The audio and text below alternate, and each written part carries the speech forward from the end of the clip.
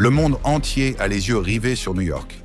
La 80e Assemblée générale des Nations unies s'ouvre cette semaine sous le thème « Mieux ensemble, 80 ans au service de la paix, du développement et des droits humains ».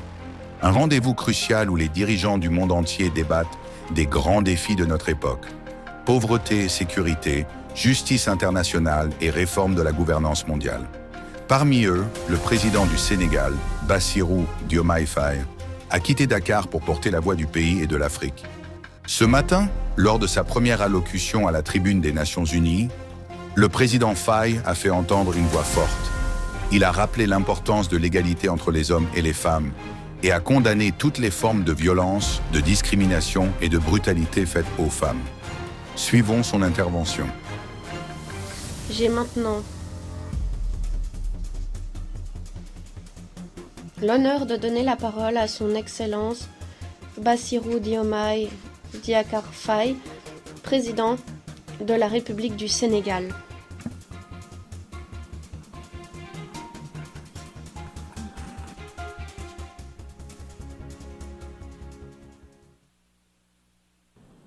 Madame la Présidente de l'Assemblée générale, Madame la Vice-secrétaire générale, chers collègues, Mesdames, Messieurs, je remercie la Présidente de l'Assemblée générale et le Secrétariat général pour la convocation de cette réunion. Nous sommes là pour appeler à la poursuite de l'action et à la mobilisation des ressources afin d'accélérer la marche pour l'égalité parfaite des sexes et l'autonomisation de toutes les femmes et de toutes les filles. Le programme d'action de Beijing a été un tournant dans la prise de conscience sur l'obligation d'être plus juste vis-à-vis de toutes les femmes. Des progrès ont été accomplis, mais ils méritent d'être évalués régulièrement pour identifier nos faiblesses et apporter les ajustements qui permettent d'instaurer une société plus équitable et plus inclusive.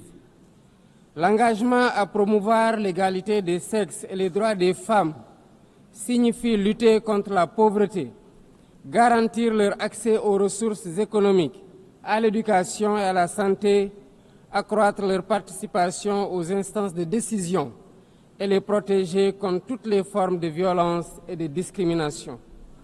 C'est ce que nous faisons au Sénégal à travers nos politiques publiques et la vision Sénégal 2050, qui place les femmes et les jeunes au cœur de la citoyenneté et de la stabilité nationale. Nous mettons en œuvre un accélérateur de progrès pour lever les obstacles persistants à l'égalité, avec des programmes pour élargir l'accès des filles et des femmes à l'éducation et à la formation, et combattre sans relâche toutes les violences basées sur le genre.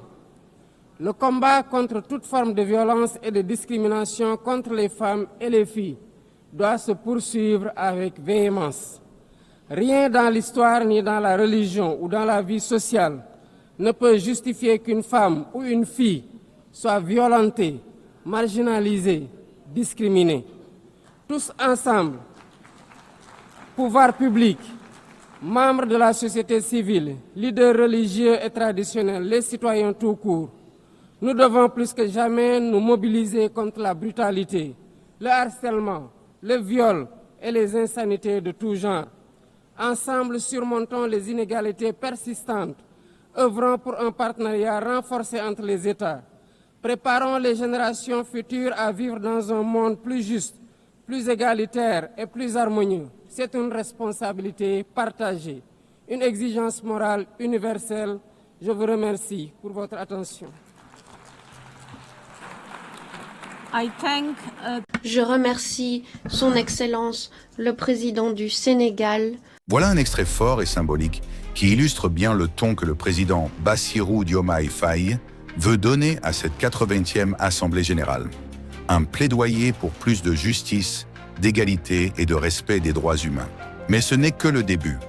Car au-delà de ce message, sa présence à New York s'inscrit dans un programme beaucoup plus large. Dès son arrivée à New York, le président a multiplié les rencontres bilatérales, d'abord avec la Côte d'Ivoire, puis avec la République tchèque. Des échanges stratégiques qui montrent la volonté du Sénégal de renforcer son rôle sur la scène internationale.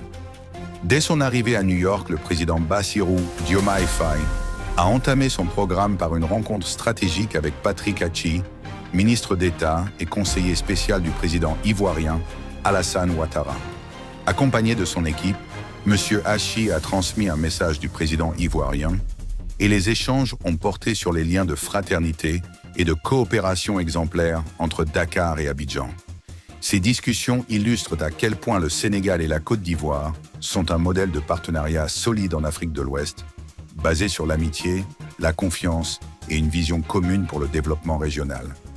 Le président Faye a profité de cette audience pour réaffirmer l'importance de renforcer la coopération économique, politique et sociale, montrant que le Sénégal s'engage pleinement à consolider ses relations avec ses voisins, dans un esprit de solidarité et d'action commune.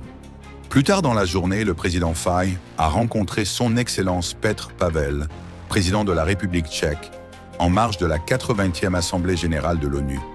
Au cœur des échanges, le renforcement des relations bilatérales, avec des perspectives concrètes en économie, technologie et éducation, et la volonté commune de développer un partenariat solide et durable entre le Sénégal et la République tchèque.